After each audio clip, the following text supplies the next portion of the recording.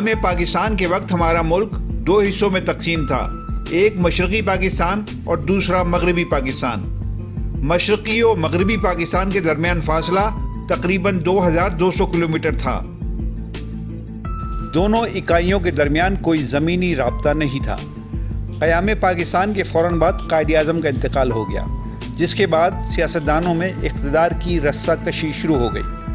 اگرچہ مشرقی پاکستان میں قائد اعظم کی زندگی ہی میں بے چینی بڑھنے لگی تھی کہ جب پاکستان کی قومی زبان کے حوالے سے اردو اور بنگلہ کا مسئلہ کھڑا ہوا اور قائد اعظم نے اردو کو پاکستان کی قومی زبان قرار دیا۔ پھر قائد اعظم کے انتقال کے بعد مغربی پاکستان کی اشرافیہ کی طرف سے بنگالی رہنماؤں کے ساتھ ناروا سلوک جاری رہا اور یوں تلخیاں بڑھتی گئیں۔ بعد میں field marshal general Ayub Khan اقتدار میں آ گئے، یعنی قائد اعظم کے انتقال کے تقریباً 10 سال بعد فوج نے اقتدار سنبھال لیا۔ گویا اب فوج کے لیے صرف پس پردہ اور براہ راست پاکستان پر حکومت کرنے کا مسئلہ ہے۔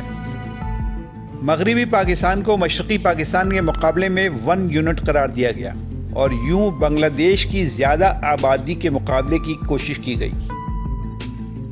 مشرقی پاکستان کے تمام وسائل پر قبضہ کر لیا گیا اور بنگالیوں کو پاکستان پر بوجھ قرار دیا جانے لگا۔ پھر بنگالیوں کے حقوق کی جنگ کے لیے مجیب الرحمان پیدا ہوا۔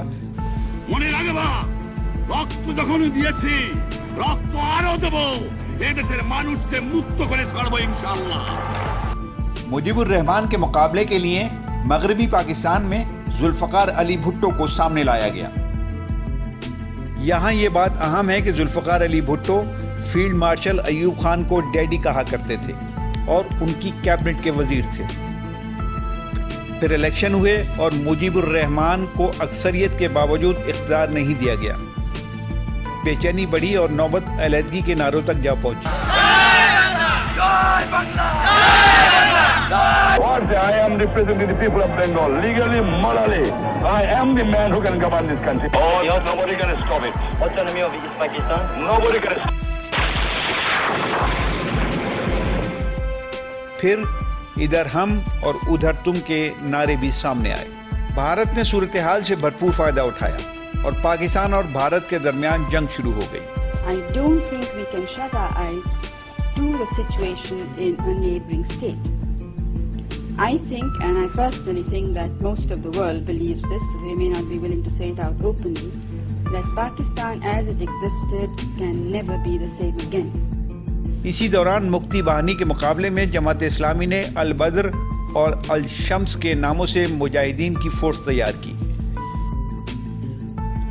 جو البدر اور الشمس کی بات ہے جہاں تک، تو البدر اور الشمس جو بنی تھی وہ وہاں کے جو مقامی جماعت اسلامی، مسلم لیگ اور دوسرے دائیں بازو کی جماعتیں تھیں، انہوں نے البدر الشمس بنایا تھا اور وہ انٹرنلی پاکستان کی فوج کا ساتھ دے رہی تھی۔ جبکہ یہ جو لوگ تھے جو جن کو آپ بہاری کہتے ہیں، میں تو انہیں غیر بنگالی کہتا ہوں، پاکستانی، تو انہوں نے جو ان پر مشتمل جو فورس بنائی گئی تھی اس کو رضاکار کا نام دیا گیا تھا، مجاہد کا نام دیا گیا تھا، اور ایسٹ پاکستان سول آرم فورس جو ایک پیراملٹری گروپ تھا اس میں ان کو شامل کیا گیا تھا۔ میرے خیال ہے جو وہاں محصورین ہیں ان میں سے بہت سے لوگ ہوں گے جن کا جماعت اسلامی سے بھی تعلق رہا، شمس البدر جن کے لیے لڑتی رہی فوج کے ساتھ، اور میرے خیال میں جب وہاں مملکت پاکستان تھی تو اس وقت فوج کا ساتھ دینا کوئی غلط نہیں تھا، کیونکہ آپ کے جو وہاں بھی فوج ملٹری ایکشن کر رہی تھی تو اس کو یہاں کی سیاسی پارٹیاں بھی سپورٹ کر رہی تھیں اس وقت۔ الشمس اور البدر بنانے کے مقاصد یہ تھے کہ ایک تو پاکستان سے 2000 کلومیٹر کی دوری پر اور بیچ میں ایک دشمن ملک کے اس پار یہ رہتے تھے، تو مغربی پاکستانی کے لوگوں کو یا افواج پاکستان کو وہاں کے چپے چپے سے واقفیت نہیں تھی یا وہ نہیں جانتے تھے۔ تو الشمس اور البدر جو جماعت اسلامی نے جو تنظیم بنائی اور وہ انہی جو افواج پاکستان کی مدد کے لیے، اور بلا شبہ انہوں نے مدد بھی کی۔ ان مجاہدوں کا تعلق بہاری خاندانوں سے تھا جو تقسیم ہند کے وقت مشرقی پاکستان میں جا کر آباد ہوئے تھے۔ ان کی تعداد لگ بھگ 3 سے 4 لاکھ تھی۔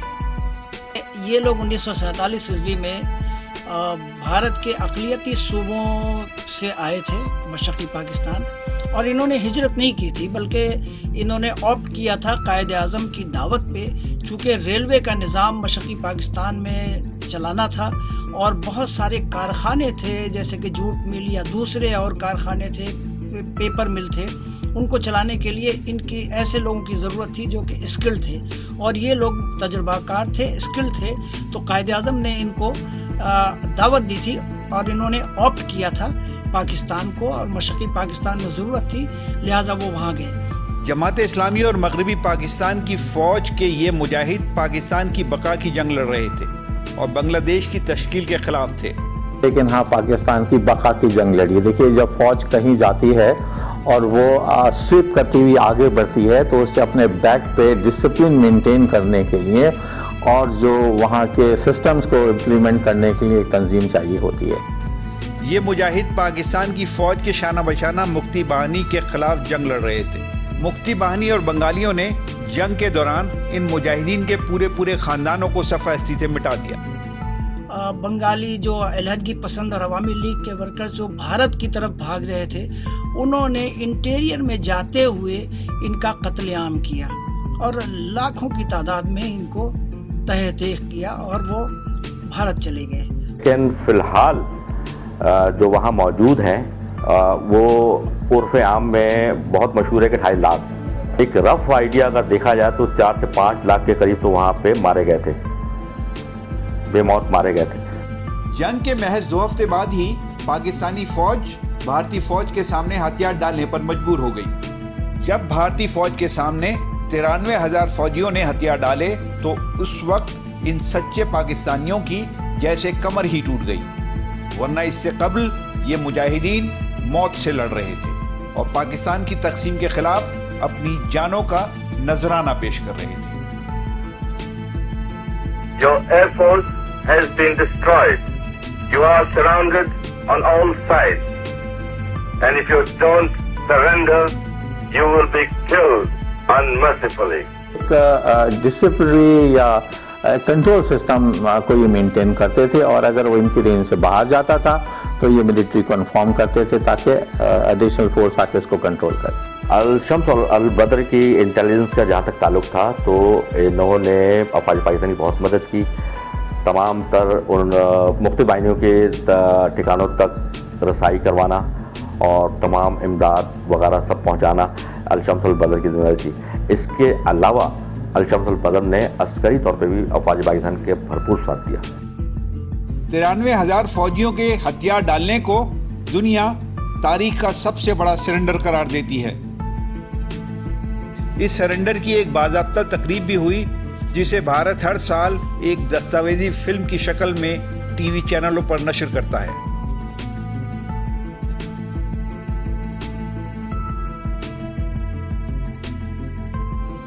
بنگلہ دیش میں پھنسے پاکستانیوں کو پاکستان کی ریاست اور 1 یونٹ کی تمام اکائیاں اب محض بہاریوں کے نام سے یاد کرتی ہیں۔ اچھا، یہ بھی کہنا غلط ہے کہ یہ سارے کے سارے لوگ بہاری ہیں اور بہار سے آئے ہیں، بلکہ اس وقت وہاں مشرقی پاکستان میں جو لوگ آئے تھے ہندوستان سے، ان میں بہار، یو پی، سی پی، اڑیسہ، آسام کے لوگ آئے تھے، اور ان میں زیادہ تر جب لوگ آئے وہاں پہ تو ان کو باہری کہا جانے لگا، یعنی باہر سے آئے ہوئے، اور وہ لفظ بگڑتے بگڑتے بہاری بن گیا، اور ریلیونٹ اس لیے ہوا کہ وہاں چونکہ وہ بہار سے آئے ہوئے لوگوں کی اچھی خاصی بڑی تعداد تھی اور شاید اکثریت بھی تھی آنے والوں میں۔ جب ہتھیار ڈال دیے گئے اور جنگ رک گئی تو نو مولود بنگلہ دیش کی حکومت نے قتل عام سے بچ جانے والے بہاریوں کو کیمپوں میں لا کر ڈال دیا، اور جب پاکستان کی فوج نے ہتھیار ڈال دیا یعنی 16 دسمبر 1971 کو، اس کے بعد پاکستان کی فوج تو آپ کو پتہ ہے کہ وہ جنگی قیدی بن کر بھارت میں چلے گئے، مگر یہ جو لوگ تھے بیچارے، ان کو انہی کے رحم کرم پہ چھوڑ دیا گیا جنہوں نے ان کو اپنا دشمن تصور کیا، اور مزید ایک بار ان کا قتل عام ہوا۔ तो ان کے گھروں سے، ان کے ملازمتوں سے، ان کے کاروبار سے ان کو نکال کر جہاں جہاں یہ رہتے تھے وہیں پہ ان کو کھلے میدان میں ڈال دیا گیا. عالمی ریڈ کراس کمیٹی نے ان کے لیے جھگیاں بنا دی اور عارضی کیمپ بنا دیے انہی جگہوں پہ. جب پاکستان نے اپنے افواج کے لوگ جو وہاں پھنسے ہوئے تھے، اپنے سرکار کے لوگ جو وہاں پھنسے ہوئے تھے، جب ان کی واپسی کا انتظام کیا بھارت سے، جو بھارت اٹھا کر لے گیا تھا، تو اگر ان لوگوں کو بھی لے آتا تو ایک مسئلے کا حل نکل سکتا تھا. اس وقت ان کی تعداد 1 سے 1.5 لاکھ کے درمیان تھی، لیکن اب ان بہاریوں کی تعداد 4 سے 5 لاکھ بتائی جاتی ہے.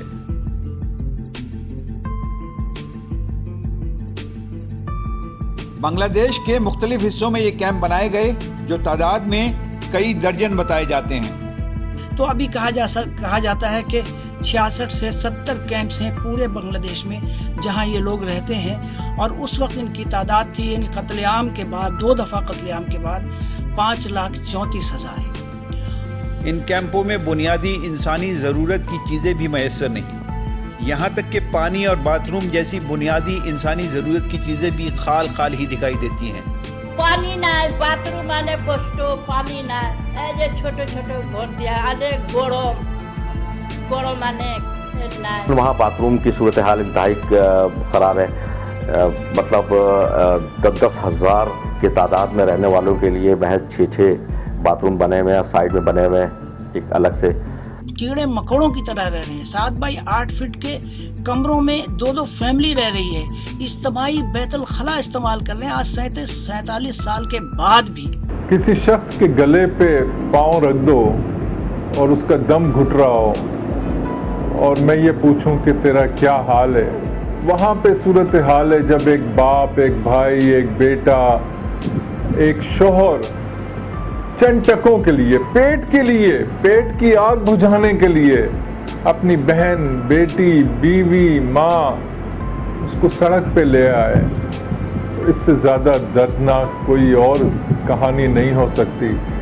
اور کہاں، کس کے لیے؟ کہ آج بھی وہ پاکستانی ہیں. اگر آج وہ اپنے آپ کو بنگالی کہہ لیں تو ان کا مسئلہ حل ہو جائے گا. ان کیمپوں میں وہ پاکستانی رہ رہے ہیں جن کا سب سے بڑا گناہ پاکستان کی بقا کا نعرہ لگانا تھا اور پاکستان کی تقسیم کرنے والوں کے خلاف علم بغاوت بلند کرنا تھا. اگر آپ ان کیمپوں میں جائیں اور اپنی آنکھوں سے بذات خود مشاہدہ کریں تو یقیناً آپ کی آنکھوں میں آنسو آ جائیں گے. 1971 کی لڑائی کے بعد ان کیمپوں میں پیدا ہونے والے جوان ہو کر بڑھاپے کی دہلیز پر بیٹھے ہوئے ہیں، جبکہ ان کی 3 مزید پیڑھیاں جوان ہو چکی ہیں. 1947 میں ہم لوگ آئے ہیں لال منی ہاٹ. 13 اگست کو ہم لوگ آئے ہیں اور 14 اگست کو ہم لوگ صبح 7 بجے پرچم ہم لوگ کھڑا کیا پاکستان. اگرچہ حکومت پاکستان نے ابتدا میں بہاریوں کو پاکستان لانے کا سلسلہ شروع کیا، لیکن بعد میں اس سلسلے کو ہمیشہ کے لیے ختم کر دیا گیا. 1972-73 میں ایک ٹریپارٹائٹ ایگریمنٹ ہوا تھا دہلی میں، انڈیا، پاکستان اور بنگلہ دیش. اس میں جنگی قیدی سے جو بچے ہوئے تھے، جو ان کے اوپر مقدمات چلانے تھے جنرلز کو کے اوپر بنگلہ دیش والوں نے، اس پہ معاہدہ ہوا کہ ان پر مقدمات نہیں چلائے جائیں گے اور جو بنگالی ویسٹ پاکستان میں تھے ان کو واپس بھیج دیا جائے گا بنگلہ دیش، اور جو بنگلہ دیش میں جو غیر بنگالی ہیں ان کو پاکستان لایا جائے گا. اور یہ آخری نقطے پہ ڈیڈ لاک ہوا، اس لیے کہ پاکستان ان کو لینا نہیں چاہ رہا تھا، لیکن بھارت اور بنگلہ دیش کے دباؤ پہ انہوں نے یہ کیا کہ کم سے کم 1,73,000 لوگوں کو لیا، اور باقی لوگوں کے جن کے کلیئرنس ایکسیپٹڈ ہو چکے تھے پاکستان کے تحت وہ وہیں پہ رہ گئے اور وہ اپنی باری کا انتظار کرتے رہے. بھٹو صاحب کے زمانے میں جو پہلا لوگ آئے تھے جو سارے اورنگی ٹاؤن میں آباد ہوئے، وہ تو پیپلز پارٹی کی حکومت تھی اور انہوں نے پیپلز پارٹی نے ان کو سپورٹ بھی کیا تھا. لیکن بعد میں جب پیپلز پارٹی سندھ میں سمٹتی چلی گئی ہے تو ظاہر ہے کہ پھر وہ بھی جو قوم پرستوں کا ہے اس کے حساب سے ان کا بھی تقریباً اس پہ یہی پالیسی بن گئی. جب بنگلہ دیش کی عدالت نے کیمپوں میں موجود بہاریوں کو محدود اور مشروط شہریت دینے کا اعلان کیا تو اس پر سخت رد عمل کا اظہار کیا گیا اور بعد میں बिहारियों की अक्सरियत ने इसे मुस्तरद कर दिया। हम पाकिस्तान जाएंगे और जरूर जाएंगे एट एनी कॉस्ट।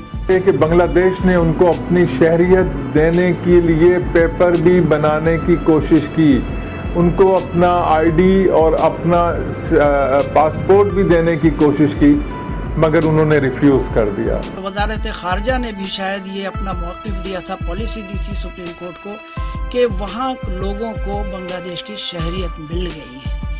तो सबसे पहली बात तो ये कि हमें शर्म आनी चाहिए कहते हुए कि वो लोग जो हमारे शहरी थे, जिन्होंने अपनी शहरियत वापस नहीं की और वो एक अरसे तक वहाँ पाकिस्तान के लिए ही अपने आप को पाकिस्तानी कहते रहे, उनको हम ये कह के उनसे जान छुड़ा लें कि उनको वहाँ की शहरियत मिल गई है। कि मेरे ख्याल में ये कि उनको पाकिस्तान में होना चाहिए था और पाकिस्तान में होना चाहिए, क्योंकि उन्होंने जब अपने बिहार से गैर मुल्क से हिंदुस्तान से हिजरत की थी, पाकिस्तान के लिए हिजरत की थी, बांग्लादेश के लिए हिजरत नहीं की थी। तो हमारी जिम्मेदारी थी रियासत पाकिस्तान की कि उनको पाकिस्तान आने देते।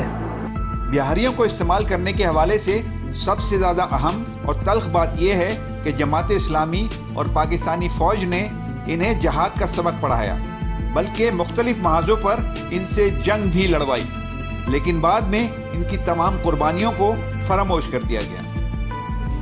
परवेज मुशर्रफ आज यहाँ वादा, हम सोनारगांव होटल में हम लोगों से मुलाकात हुई, हम लोगों ने उनसे बातचीत किया, उन्होंने कहा कि ऊपर अल्लाह है, नीचे हम पर छोड़िए, हम इस मसले को हल करेंगे। आज तक सांस नहीं लिया।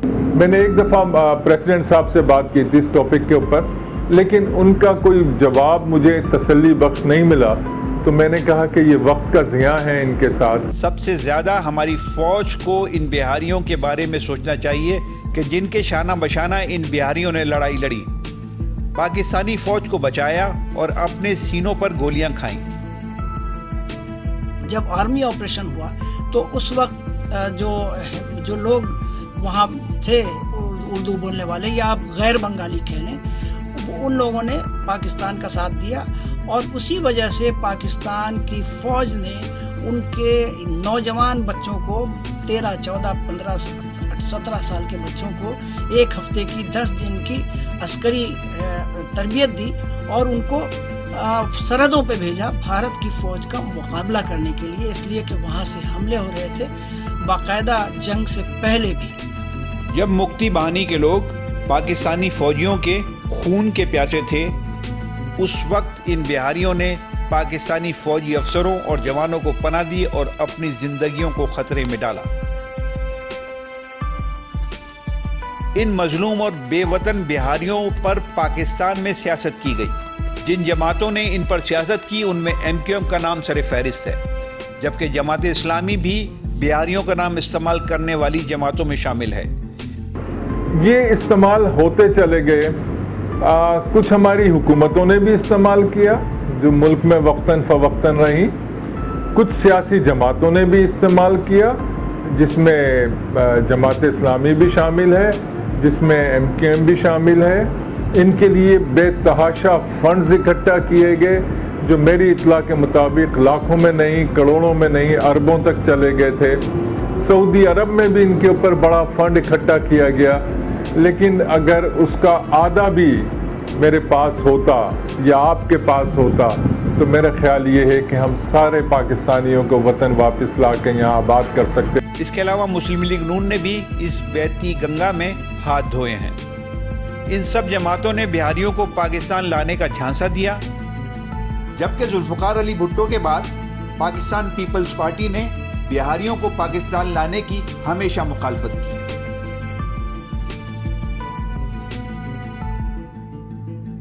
सिंध की कौम परस्त जमातों और सिंध जैसी जमातों का भी सियासी दलदलिया बिहारियों की पाकिस्तान आमद की मुखालफत से जुड़ा रहा और उन्होंने इस मसले को कभी इंसानी बुनियादों पर और इस बुनियाद पर नहीं सोचा कि बिहारियों ने पाकिस्तान के लिए कितनी बड़ी कुर्बानी दी है कि जिस पर आज सब मिलकर राज कर रहे हैं। बाज़ इलाकों की तरफ से जो मुदाखलत होती रही, इसकी मुखालफत हुई, ان کو بھی سمجھانا چاہیے تھا کہ دنیا بھر میں اصول ہے کہ کہیں بھی کوئی اس ملک کا نیشنل ہو اور وہ کسی مشکل میں ہو تو وہ ریاست پوری اس کے لیے حرکت میں آ جاتی ہے، اور جب تک اس کا مسئلہ حل نہ ہو تو وہ چین سے نہیں بیٹھتی۔ کسی ایک آدمی کا، آسٹریلیا کا ہو، امریکہ کا ہو، کسی ایک آدمی کے لیے بھی وہ اپنے پوری آخر تک ذمہ داری سے لڑتے ہیں۔ ہمارے یہاں ہم اس کو بالکل ہی جو ہے فراموش کر چکے ہیں، اور کوئی اس کی طرف چاہے سیاستدان ہو، اسٹیبلشمنٹ، فوج، وہ یہ بات سننے، کوئی اس پہ غور کرنے کے لیے بھی تیار نہیں۔ یہاں پر ان لوگوں کا خیال یہ تھا، سندھ کے لوگوں کا، کہ صاحب اگر ہم پنجاب میں بسیں بساتے ہیں تو پھر وہ کہیں نہ کہیں سے اپنے جائیدادیں بیچ کر جو ہے وہ سندھ میں آ جائیں گے، جو کہ درست بات تھی، لیکن اس سے کوئی 2.5 لاکھ سے آنے سے کوئی فرق نہیں پڑتا تھا۔ یہ سندھی قوم پرستوں جو اس وقت شہر میں رہتے ہیں، کراچی، حیدرآباد میں، ان کے بھی مخالفت کرتے ہیں۔ قوم پرستی ایک الگ چیز ہے، لیکن قوم پرستی پورے سندھیوں میں نہیں ملے گی آپ کو۔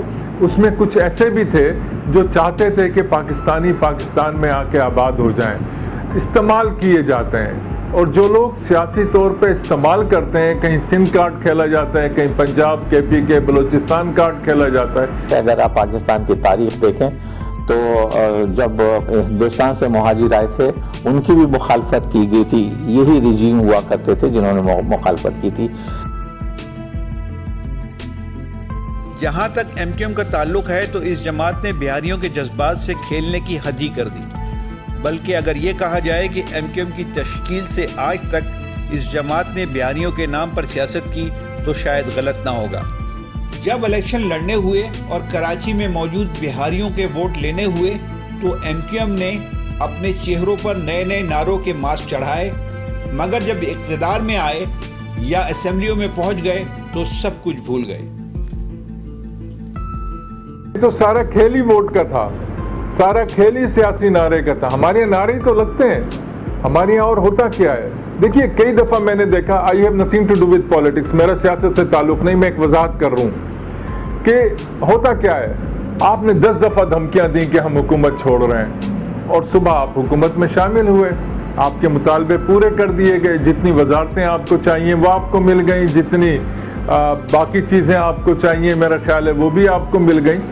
لیکن اگر آپ کسی ایک رات یہ تقریر کر کے صبح ہڑتال کروا دیتے، کسی ایک رات یہ تقریر کر کے کہہ دیتے کہ ہم حکومت سے الگ ہو رہے ہیں، کہ اگر ان مشرقی پاکستان کے پاکستانیوں کو واپس نہیں لایا گیا تو ہم اقتدار میں شامل نہیں ہوں گے، تو خدا کی قسم یہ سارے آج پاکستان میں ہوتے۔ بہت زیادہ استعمال کیا، بلکہ وہ اگر دیکھا جائے تو ان کا جو سب سے بڑا یونٹ تھا، سب سے زیادہ جس سے انہوں نے کام لیا وہ یہ بہاری یونٹ تھا۔ پھر اس کے بعد میں ان کا جو یونٹ ہوتا تھا وہ حیدرآبادی یونٹ ہوتا تھا جس سے وہ کام لیتے تھے، اور پھر اس کے بعد میں جو پھر دوسرے لوگ ہوتے تھے جو بعد میں آپ نے دیکھے تو جو ان کے جو پلر تھے وہ تو بہاری تھے، ابھی بھی جیسے امین اللہ کا ہے وہ بہاری ہے MQM کے اندر، تو اور بہت سے لوگ ابھی بھی MQM کے اندر جو بیٹھے ہوئے ہیں بہت سے بہاری ہیں۔ یہ لوگ جو ہے بہت زیادہ MQM کے سپورٹ کرتے ہیں تاکہ ان کی جو ہے وہ کوئی تکالیف کا مداوع ہو، لیکن تکالیف کا مداوع کوئی نہیں کرتا، خود بہاری لوگ جو ہے اپنے بہاریوں کے ساتھ میں بہت ظلم کرتے ہیں۔ اہم بات یہ ہے کہ یاد دلانے کے باوجود بھی انہیں اس حوالے سے کچھ یاد نہیں آتا۔ گویا اگر یہ کہا جائے کہ بہاریوں کے ایشو پر بات کرتے وقت ان کی یادداشت کچھ دیر کے لیے معدوم ہو جاتی ہے تو شاید غلط نہ ہوگا۔ الطاف حسین نے کہا کہ نہیں، ہم اس پاکستان کے جو بہاریوں کو نہیں لائیں گے اور ہمیں اس میں کوئی دلچسپی نہیں ہے۔ تو اگر آپ ایک دن کہتے کہ اگر یہ اس پاکستان کے لوگ واپس نہیں آئے تو الطاف حسین اسمبلی میں بھی نہیں جائے گا، یعنی ان کے لوگ مقصد میرا کہنے کا، اور MQM اقتدار میں بھی نہیں آئے گی، تو آپ دیکھتے کہ کیسے یہ لوگ آ جاتے، پیسوں کی بھی ضرورت نہیں ہوتی، سب ہو جاتا، لیکن مقصد لانا نہیں تھا، ووٹ لینے تھے جو لوگ یہاں پہ تھے۔ اور بیانات تو آتے رہیں، تو ویسے کوئی جو حکومت میں بھی شامل رہے MQM والے اب بھی ہیں، تو اس لحاظ سے انہوں نے اس کو مسئلے کو نہیں اٹھایا۔ جب ایک مسئلہ اگر اب تک حل نہیں ہوا تو اس کو زندہ رکھنا چاہیے تھا اور اس کے لیے کوششیں جاری رہنی چاہیے تھیں۔ کہ ہمارے MQM رابطہ کمیٹی کے پورے ممبران سے ملاقات کا بندوبست کرایا گیا۔ हारून रशीद साहब तशरीफ़ लाए थे ढाका से, SPGRC के जनरल सेक्रेटरी हारून रशीद साहब ढाका तशरीफ़ लाए थे, और मैं था और हमारे साथ कुछ और दीगर लोग भी थे। 9-0 में हमारी मीटिंग हुई और पूरी राब्ता कमेटी मौजूद थी, और उसमें ये फैसला किया गया कि नवाज शरीफ साहब उस वक्त वज़ीर-ए-आज़म थे, उनसे बात की जाएगी और एक फ़ंड कायम किया जाएगा, और मैसूरीन से जिस तरह यहाँ के कौम परस्त, सिंधी कौम परस्त नफ़रत का इजहार करते हैं, उनके दिलों में मोहब्बत बेदार की जाएगी, और उन्हें बताया जाएगा कि इन मुहिब्बे वतन पाकिस्तानियों ने किस कदर कुर्बानियाँ दी हैं, और उनको बताया जाएगा और उन्हें राह हमवार की जाएगी, और उनको इस सिलसिले में 3 काम किए जाएंगे। लेकिन उसके बाद से ये काम सब खाने का नज़र हो गया। जमात इस्लामी ने भी बिहारियों के इशू पर चुप का रोज़ा रखा हुआ है। ये वो जमात है कि जिसने अल बदर और अल शम्स के नाम से तंजीमें बनाई, और उस वक्त बिहारी नौजवानों को मगरबी पाकिस्तान की फ़ौज के कहने पर इस्तेमाल किया, और जब काम पूरा हो गया तो फिर तू कौन मैं कौन। जो वहाँ जो बिहारी कैंप बने वो तो बाद में बने, क्योंकि उससे पहले अल बदर बनी थी। जब हमारी आर्मी वहाँ गई तो हमारे पास और कोई सपोर्ट नहीं थी कि हम उस वहाँ लॉ एंड ऑर्डर को कंट्रोल कर सकें, हमारे पास और कोई मैन पावर नहीं थी। बिल्कुल जमात इस्लामी बहुत एक्टिव थी वहाँ पर, बल्कि एक पार्टी वो थी जमात इस्लामी, अगर हम मुजीबुर रहमान और बादशाही की पार्टीज़ को निकाल दें तो वही एक पार्टी थी, और उसने फ़ौज के साथ कोऑपरेट किया, और उसके बाद अल बदर बनाई ताकि फ़ौज के हाथ मजबूत हो सके। शम्स और अल बदर एक साथ ही बनी थी, और दोनों बिहारी तंजीमें थी। बिहारी से मैं कहूँगा बल्कि पाकिस्तानी, प्रो पाकिस्तानी थी उस वक्त के लिहाज से, आफ्टर द म्यूटनी। तो ये दोनों तंजीमें काम कर रही थी मुख्तलिफ जगहों पर। मेरी ज़्यादातर पोस्टिंग रही थी मंगला में और चिटागोंग में। अल बदर में मेरा ख्याल में कोई 12 से 15 हज़ार थे, और अल शम्स में भी कोई इतनी 8-10 हज़ार के करीब थे। जहाँ तक जमात इस्लामी के ताल्लुक़ है तो मैं माज़रत के साथ बताना चाहूँगा कि 2011 की बात, 10 की बात है गालिबन, नेमतुल्लाह खान साहब एक तकरीब में मुलाकात हुई। उस वक्त मेरे साथ ढाका से हारून रशीद SPGRC के जॉइंट सेक्रेटरी भी मौजूद थे। हमने उनसे दरख्वास्त की कि आप इन मैसूरीन का जब तक तबादला मुमकिन नहीं होता पाकिस्तान, और पाकिस्तान सरदमौरी का शिकार है और उनको नहीं लाना चाहता, ये नहीं ला रहे, तो जब तक उन खानमा बर्बाद लोगों के लिए एक ऐसा फंड कायम करे जमात इस्लामी, और अपने तौर पर किसी को उसमें इन्वॉल्व ना करे, अपने तौर पर खुद ही उनकी दादरसी के लिए उन तक पहुँचाए। तो उस वक्त नेमतुल्लाह खान साहब का जवाब था कि मैं बहुत बूढ़ा हो चुका हूँ और मैं इस सिलसिले में अब कुछ नहीं कर सकता। लेकिन आपको हैरत होगी, इंतहाई हैरत तो हुई मुझे अगले ही साल जब पाकिस्तान में सैलाबी कैफियत हुई और सैलाब के नाम पर चंदे इकट्ठे किए जाने लगे, तो यही नेमतुल्लाह खान साहब मज़ार कायद पर खड़े होकर चंदे मांग रहे थे। पाकिस्तान की हिमायत में जिस वक्त बुख्ती बहानी काम कर रही थी, तो ये लोग अल बदर और शम्स के तौर पर वहाँ जंग कर रहे थे, और इसी नतीजे में इन्होंने बहुत सख्तियाँ बर्दाश्त की, और यहाँ पे भी आकर मजालिम में इन्होंने जो तकलीफ़ें बर्दाश्त की हैं वो कोई कम नहीं थी। मुस्लिम लीग नून की पहली बार हुकूमत बनी और मियां नवाज शरीफ वजीर आज़म बने।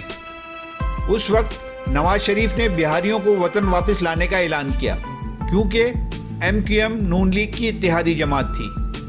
नवाज शरीफ चंद 100 बिहारी खानदानों को वतन वापस लाए भी। उसमें उस नवाज शरीफ ने ख़त में लिखा कि मैं उनको ले आऊँगा, और मैं उतना ही कंसर्न हूँ जितना कि आप कंसर्न हैं, और वो डॉक्यूमेंटेड है मेरे पास, छापा भी मैंने उसको अपने किताब में एक में है, और मेरे पास उसकी असल तहरीर भी उनके दस्तखतों से मौजूद है। और नवाज शरीफ मैं बिल्कुल शरा सदर से कहता हूँ कि वो राज़ी थे उनको बुलाने के लिए। तो ज़िया-उल-हक से मैंने ये कहा था 5 जनवरी 1988 को कि आप बिहारियों को बुला लें और कोटा सिस्टम ख़त्म करते हैं। उसने कहा मैं आपसे वादा करता हूँ कि मैं कोटा सिस्टम ख़त्म कर लूँगा, सिर्फ एक लेटर है उसको विड्रॉ करना है, और मैं लेटर को विड्रॉ कर लूँगा, और आप जो इस पाकिस्तान के बिहारी हैं उनको बुला लूँगा, चाहे कुछ भी हो जाए। 1992 ईस्वी में बांग्लादेश की वज़ीर आज़म उस वक्त की खालिदा ज़िया पाकिस्तान आई थी, और उस वक्त पाकिस्तान के वज़ीर आज़म मियां नवाज शरीफ साहब थे। दोनों के दरमियान एक बातचीत हुई और एक ज्वाइंट कम्युनिके आया 1992 ईस्वी में इस्लामाबाद में کہ تمام غیر بنگالیوں کو پاکستان لایا جائے گا اور پنجاب میں آباد کیا جائے گا، جیسا کہ رابطہ عالم اسلامی سے معاہدہ کیا گیا تھا، مگر اس پر بھی عمل نہیں ہوا۔ کہ بہاری جب بھٹو صاحب کے زمانے میں آئے تو وہ کہیں بھی انہیں پنجاب میں یا کہیں آباد کیا گیا تو وہ بالآخر ان نے کراچی ہی رخ کیا، کراچی کا۔ یہ وائن صاحب کے زمانے نواز شریف کا جو ایک دور تھا اس میں بھی میرا خیال ہے 92 ہے شاید، ہمارے خلیل نینی تال والا نے بھی اس میں کافی کام کیا تھا۔ اس وقت بھی کچھ لوگ آئے تو انہیں اوکاڑا میں اور ادھر کہیں آباد کیا تھا، وہ بھی یہیں آ گئے۔ تو یہاں جو قوم پرستوں کو یہ خدشہ ہوتا ہے کہ بھی یہاں یہ اردو اسپیکنگ کی اکثریت ہوتی چلی جائے گی، وہ جو اپنے آپ کو کہتے بھی ہیں کہ ہمیں ریڈ انڈین میں تبدیل کر دیا جائے گا، اس خوف سے وہ نعرہ لگاتے ہیں بہاری نا کفن۔ تو یہ ہے کہ ان سے ساتھ بیٹھ کر بھی ان کو بھی بات سمجھائی جائے۔ اس کے بعد یہ معاملہ بھی سندھ کے قوم پرستوں اور پیپلز پارٹی کی شدید مخالفت کے باعث آگے نہ بڑھ سکا۔ یہاں اہم بات یہ ہے کہ مارچ 2015 میں پاکستان کی وزارت خارجہ نے بنگلہ دیشی حکومت سے یہ کہا کہ ہم 1,70,000 سے زائد بہاریوں کو پاکستان لے جا چکے ہیں، اب باقی بہاریوں کی ذمہ داری بنگلہ دیشی حکومت کی بنتی ہے۔ پاکستان کی حکومت کا یہ موقف کیمپوں میں موجود بہاریوں پر پہاڑ بن کر گرا۔ حکومت پاکستان کے اس غیر اخلاقی اور غیر انسانی موقف کے باوجود بہاری آج بھی بنگلہ دیش پر پاکستان ہی کو فوقیت دیتے ہیں۔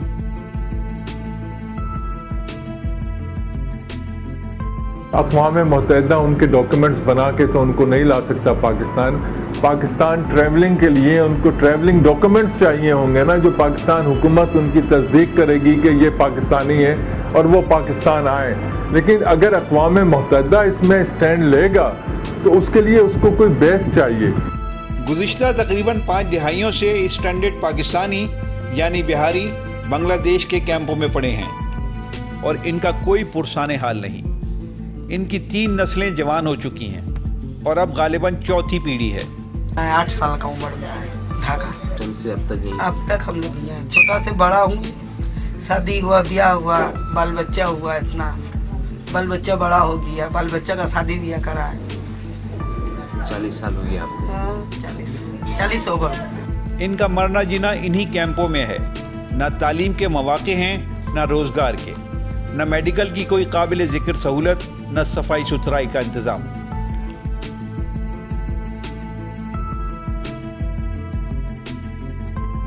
کہ وہاں چونکہ بنیادی سہولتیں ان کو آج 40 سال کے 47 سال کے بعد بھی میسر نہیں ہیں، تو ان کی ڈیتھ ریشو زیادہ ہے برتھ ریٹ سے، یعنی برتھ ریٹ ان کی اتنی نہیں ہے جتنی کہ ڈیتھ ریشو ان کا ہے، اس لیے کہ ان کو علاج معالجے کی سہولتیں موجود نہیں ہیں۔ نہ بارش و دھوپ سے بچاؤ کے لیے چھتیں مضبوط، نہ سرد و گرم موسم کے لیے کپڑوں کا انتظام، نہ روزگار کے مواقع، نہ کیمپوں سے باہر نکل کر اپنا کوئی کام کرنے کی اجازت، اور نہ ہی یہ لوگ ملک سے باہر سفر کر سکتے ہیں۔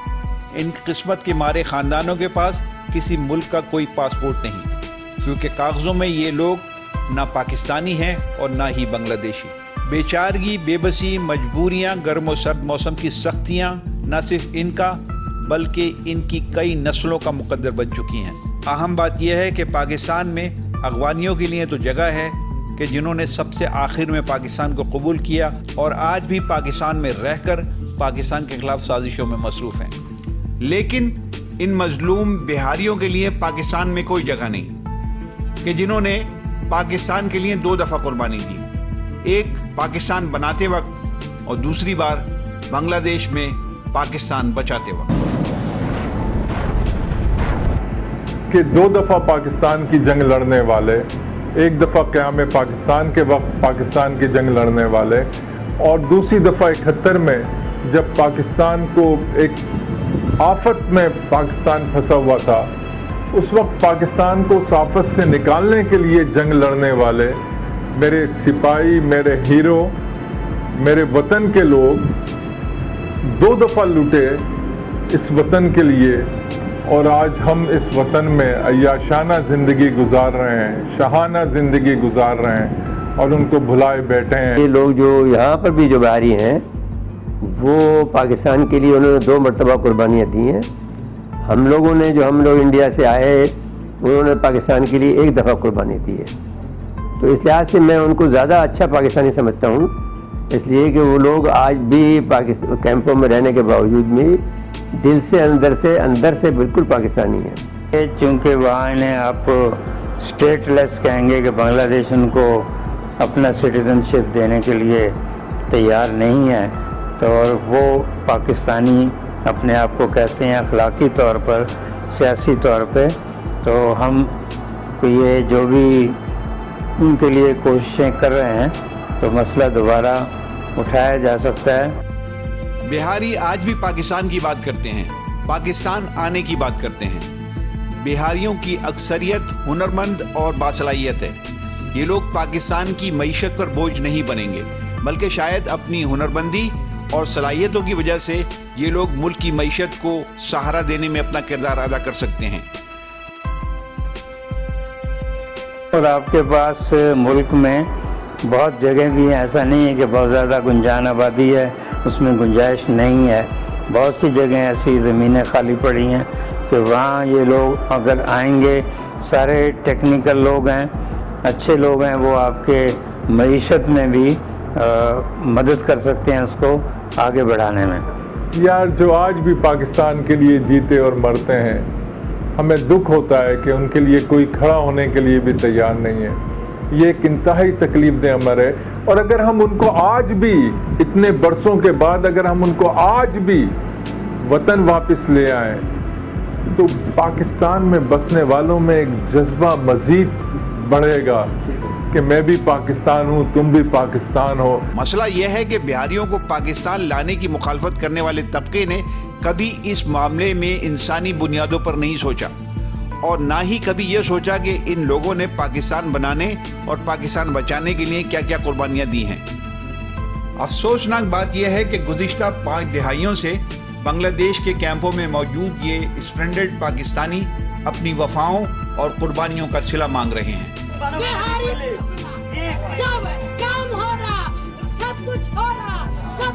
इनको पाकिस्तान लाने की सबसे बड़ी जिम्मेदारी फौज पर आयद होती है और उसके बाद जमात इस्लामी पर, कि इन्होंने अपने मकासद के लिए इन बिहारियों को इस्तेमाल किया और उसके बाद बेयारो मददगार छोड़ दिया। ये पाकिस्तान की मुल्क पाकिस्तान की है और सबसे ज़्यादा जिम्मेदारी जो है फ़ौज की है, इस लिहाज से कि फ़ौज की हिमायत में वो लड़े थे और उन्होंने बेतहाशा कुर्बानियाँ, जो भी पाकिस्तानी होगा फ़ौज में हो या बाहर हो, वो उनके लाने के हक़ में होगा। और अब मसला ये खड़ा हो सकता है कि जब पाकिस्तान की फ़ौज में अब सिंधी भी चले गए हैं, जो कि सिंधी स्पीकिंग हैं, वो कोई 90,000 के करीब हैं सिंधी स्पीकिंग फ़ौज में, तो वो उनकी तरफ से कोई बात हो तो हो। कि रियासत में फ़ौज और जो भी हुक्मरान हो दोनों शामिल होते हैं जब हम रियासत पाकिस्तान की बात करते हैं, क्योंकि हमारे यहाँ फ़ौज का एक अलग से किरदार रहा है हमेशा से 1954 से, इसलिए ज़्यादा फैसला कुन इख्तियार ताकत फ़ौज को ही हासिल है। तो बिल्कुल, और फ़ौज ने इनकी मदद से वहाँ अपने जो भी 71 में मिलिट्री एक्शन किया तो सबसे ज़्यादा मदद इन लोगों ने ही की थी। तो फ़ौज की ही जिम्मेदारी बनती है कि उन्हें लेकर आते, और अब भी उनकी जिम्मेदारी है। मेरा फ़ौज से यही मुतालबा है कि देखें, जिन्होंने पाकिस्तान बनाया, फिर पाकिस्तान बचाने की जिद्दोजहद में आपका भरपूर साथ दिया, अपने प्यारों को कटवाया मरवाया, अपनी जायदादें, अपने तमाम कुछ छोड़ दे, इस मुल्क के लिए सब कुछ कुर्बान कर दिया। तो अफवाज पाकिस्तान ने जब सरेंडर के बाद 93,000 फ़ौजियों का इनखला वहाँ से हो जाता है, तो अखलाकी तौर पर भी, कानूनी तौर पर भी, आइनी तौर पर भी हर लिहाज से अफवाज पाकिस्तान की जिम्मेदारी बनती है कि अपने उन मुहिब्बे वतन शहरियों को भी इसी तरह पाइज़ा तौर पर वापस लाए जिस तरह उन्होंने उनका साथ दिया था। प्रीडोमिनेंट जो जमात इस्लामी ने इनको बनाने में मदद की, रज़ाकार प्रोवाइड किए, और ज़ाहिर है कि वो आर्मी के साथ उन्होंने काम करना था और आर्मी भी उसके साथ थी, तो डेफिनेटली इन लोगों की जिम्मेदारी थी कि उनको वहाँ छोड़ना था ही नहीं और उनको लाने की जिम्मेदारी भी इनकी थी। ऐसी अफसोसनाक और अलमनाक सूरत हाल में बांग्लादेश के कैंपों में मौजूद बिहारी और कराची में मौजूद इन बिहारियों के खानदान, बल्कि इनका बच्चा बच्चा ये कहता नजर आता है, अपने माथे पे बल डालकर यूं हमें शीश महलों के अंदर से झिड़की न दो, हम भिखारी नहीं हैं जो टल जाएंगे, हमको अपनी वफा का सिला चाहिए।